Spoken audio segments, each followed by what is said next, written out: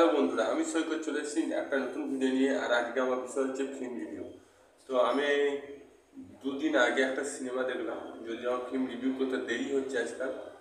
তো ফিল্মটার নাম হচ্ছে থান্ডেল। থান্ডেল একটা তেলেগু সিনেমা। তো এই সিনেমাটা এখন সগর্বে চলছে, খুব সুন্দর গল্প।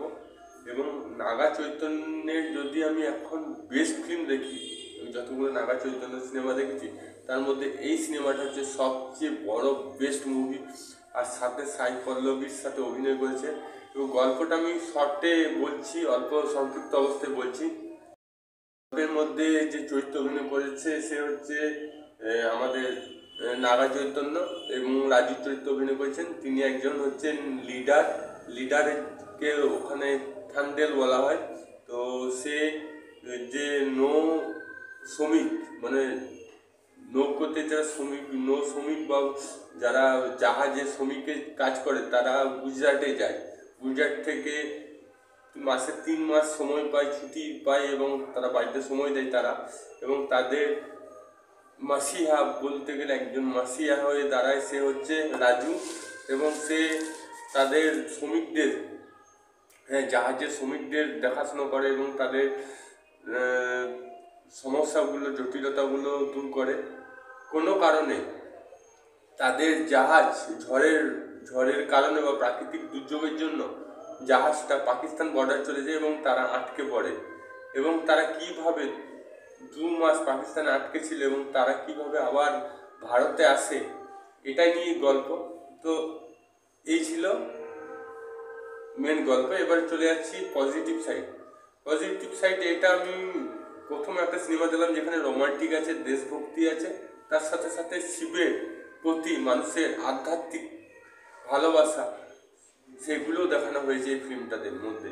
মানে এই ফিল্মটা আমি প্রথম ভেবেছিলাম যে আধ্যাত্মিক সিনেমা, না প্রথম ভেবেছিলাম রোমান্টিক সিনেমা, তারপর ভাবলাম আধ্যাত্মিক সিনেমা, তারপর বোঝা গেল দেশপ্রেম। মানে এটা একদম মিক্স কন্টেন্ট আছে, মানে যে দর্শকদের যাতে মনে দাগ কাটে সেইভাবে তৈরি করা হয়েছে। প্লাস পয়েন্ট ভালো লেগেছে সাই পল্লবী ড্যান্স।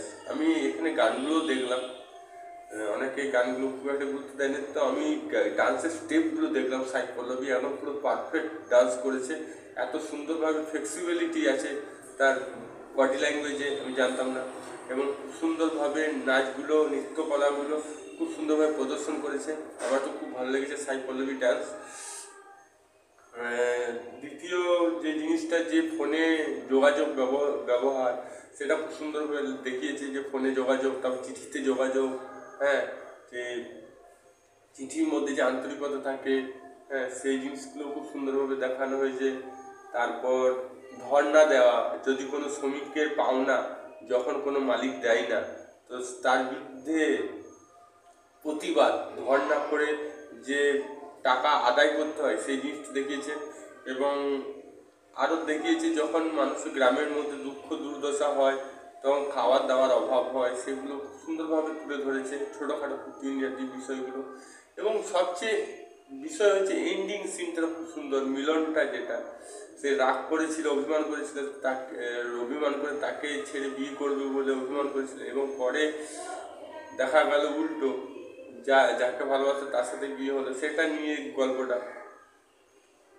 আর এখানে যে জিনিসটা আমার ভালো লেগেছে সেটা হচ্ছে যে ভারত পাকিস্তানের মধ্যে যে বিরোধটা আছে, এবং পাকিস্তানে গেলে কি যে হয়, কিছু সেন্সিটিভ সিন আছে যেগুলো দেখানো উচিত হয়নি। তো অনেক কিছু দেখানো উচিত, মানে খারাপ মানে হিংসাত্মক জিনিস আছে। তো আমি বলবো যাদের মন দুর্বল তারা সেই জিনিসগুলো দেখবে না। ওভারঅল সিনেমাটা খুব সুন্দর হয়েছে, আমার তো খুব ভালো লেগেছে। যারা রোমান্টিক মানুষ তারা এই ফিল্মটা দেখা খুবই উচিত, আর সবাইকে দেখা উচিত। তো আপনাদের মতামত কি সেটা কমেন্ট বক্সে লিখে জানান। যদি দেখে থাকেন সেটাও বলবেন। ভিডিওটা ভালো লাগলে লাইক করবেন, channel subscribe all button press করবেন। আবার দেখা হবে নতুন কোনো ভিডিও নিয়ে। তখন জয় হিন্দ, জয় ভারত, ভালো থাকো, সুস্থ থাকো।